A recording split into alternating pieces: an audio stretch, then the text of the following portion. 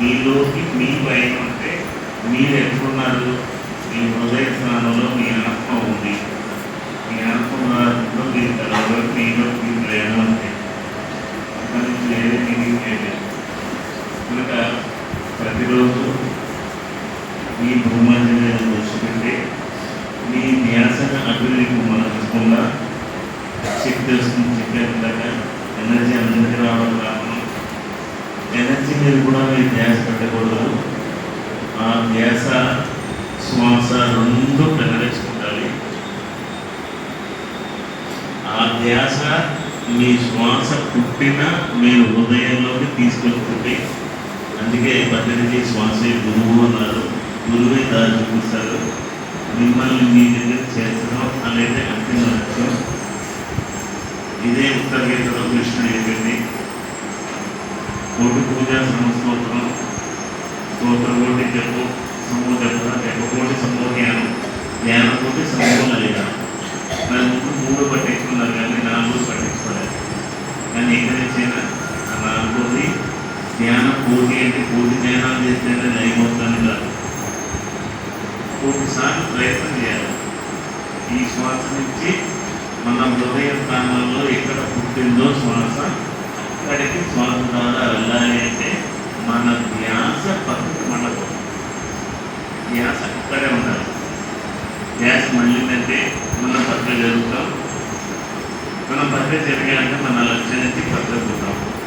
మరొక 10-15 నిమిషాల్లో ఈ ముందుగా వస్తుంది. తర్వాత క్లయింట్ చేయండి. మీకుండేటువంటి అనారోగ్య సమస్యలు కానీ దేనికి భయపడదు. మన శరీరంలో చిత్రాలు ఉన్నాయి. అవి మనకు తెలిసినా తెలియకపోయినా వాటి పని అలా ఏ కుండల్ని కారణని ఇంకోటి పిల్లలకు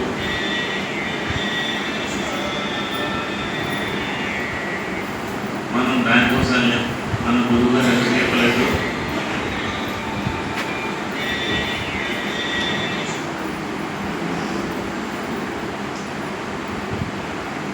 మనకి మూలాధార చక్రం, స్వాధిష్టానం, మణిపురం, అనాహత, విశుద్ధి అని 5 చక్రాలు ఉన్నాయి. మూలాధార చక్ర పని ఏంటంటే మన యొక్క వ్యర్థ పదార్థాలను బయటకు పంపించడంలో ఆ పని అంతా చూసుకుంటుంది. స్వాధిష్టాన చక్రం అని మన యొక్క ఫిట్నెస్ కానీ మన గ్లాడర్స్ కానీ వాటి వ్యవహారం వాటి శక్తివంతంగా పనిచేసేటువంటి యాక్షన్ చూసేటది మన స్వాధిష్టానం ఉంది. మణిపుర చక్రం అంటే మన యొక్క జీర్ణ కోశం యొక్క వ్యవహారం అంతా అది దగ్గర నుండి పరిరక్షించుకుంటుంది. ఇంకా అనాహత చక్రం ఉందంటే మన లంగ్స్, మన హార్ట్, మన కాలేయం ఈ 3 ఆర్గాన్స్ని పనిచేయడానికి తగిన శక్తిని ఎప్పటికప్పుడు ఇచ్చేటువంటి పని అనాహత. ఇంకోటి విశుద్ధ అనేది ఏంటంటే మన యొక్క భావ వ్యక్తీకరణ, తీసుకునే ఆహారం లాలాజలంతో కూడి దాన్ని ఘన పదార్థాన్ని ద్రవ పదార్థంగా మార్చి మన అన్నవాయిలో పంపించేటువంటి విశుద్ధ చక్రం. ఈ 5 చక్రాలు ఎప్పటికప్పుడు సరిగ్గా పనిచేస్తున్నాయా లేదా అని చూసేటువంటి ఈ ఆజ్ఞాచక్రం.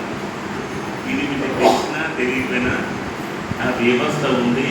అది అలా జరుగుతుంది. మీరు చేయాల్సిన మీ యొక్క అంతిమ లక్ష్యం ఏంటంటే మీలోకి మీ ప్రయాణం. మీరు ఎక్కడ ఉన్నారో తెలుసుకున్నారో అక్కడికి మీరు చేరుకోవడం అనేది మీ బాధ్యత. దాన్ని ఎవరు ఏం చేయరు, మీరు తీసుకోవాలి. కనుక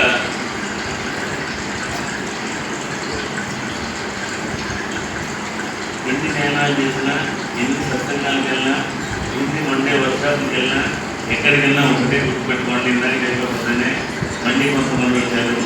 ఎవరు ఏం చెప్పినా దాన్ని అనుసరించండి, తర్వాత అన్వయించుకోండి.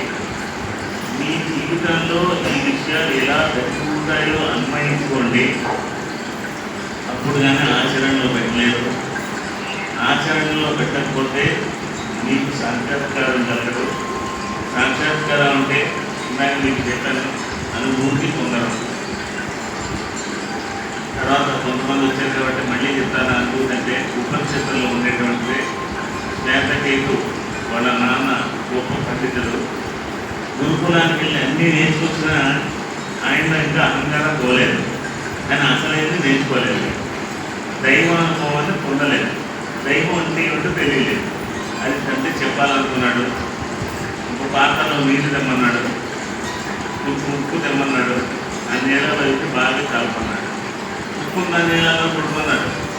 చూశాడు, నీళ్ళలో ఉప్పు కనపడలేదు. తాగు అన్నాడు. ఆ నీళ్ళు ఎలా ఉన్నాయి? ఉప్పుగా ఉన్నాయి. నీళ్ళలో ఉప్పు కనపడలేదు కదా. అలాగే సర్వాంతర్యామి అయినటువంటి ఆ భగవత్ చైతన్యం మనలోనూ, అందరిలోనూ, అన్ని ప్రాణుల్లోనూ ఉంది. అన్ని ప్రాణుల్లోనూ ఉన్నదాన్ని అనుభవానికి తెచ్చుకునే శక్తి ఒక మానవుడికే ఉంది. అందుకే మానవ జన్మ కాదు దుర్లభం అంటారు, కానీ మిగతాన్ని పనికిమాలేదు కాదు. పేరు ఉంది. పేరు పిల్లలు నిలబెట్టినా తెలిసిన మీకు, అది పొట్ట చీల్చుకుని పేరు పిల్లలు బయటకు వస్తాయి. అది వచ్చిన తర్వాత పేరు తెచ్చుకోవచ్చు. ఆ తల్లి పేరు నేను ప్రసవంలో పిల్లలు పుట్టిన తర్వాత చచ్చిపోతాను అని పిలిచి కూడా మొగతేలతో సంభోగం చేసి ఆ పిల్లలు చచ్చిపోయిన తర్వాత గుండెతో పొట్టంతా చీల్చుకుని బయటకు వస్తాయి. మనకు అది లేదు. ఎంత అదృష్టం. ఈత కూడా అంతే. జన్మనిచ్చిన తర్వాత పిల్లలకి ఆ తల్లి చచ్చిపోతుంది. ఒక్కొక్క జీవులలో ఒక్కొక్క విలక్షణమైన క్వాలిటీస్ ఉన్నాయి. గుడ్లపై పదార్థం పెట్టగా చేసుకుంటాం.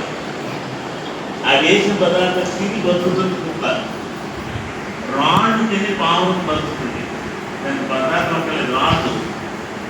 అలా అనేక జీవులకి అనేక విలక్షణమైన క్వాలిటీస్ ఉన్నాయి. మరి ఆ క్వాలిటీస్ అన్ని తిరిగి తెచ్చుకోవాలి. నీ దగ్గర ఉండేటువంటి నీ స్పెషాలిటీని మనం ఉపయోగించుకోవాలి. మరి ఎంతోమంది ప్రముఖులందరూ వచ్చారు జిల్లా వ్యాప్తంగా.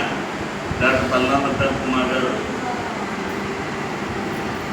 అయ్యా వెరీ సీనియర్ మోస్ట్ ఈ జిల్లాలో. గట్టిగా చెప్పలేదు.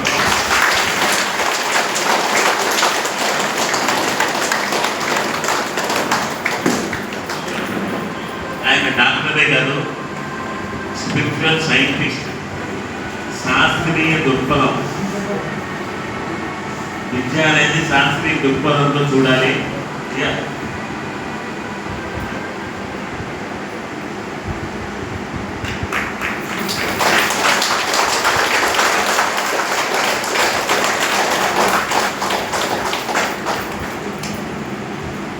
మరి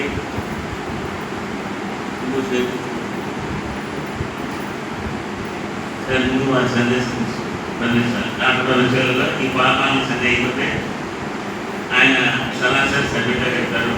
ఫ్లైట్ వెళ్ళే వల్ల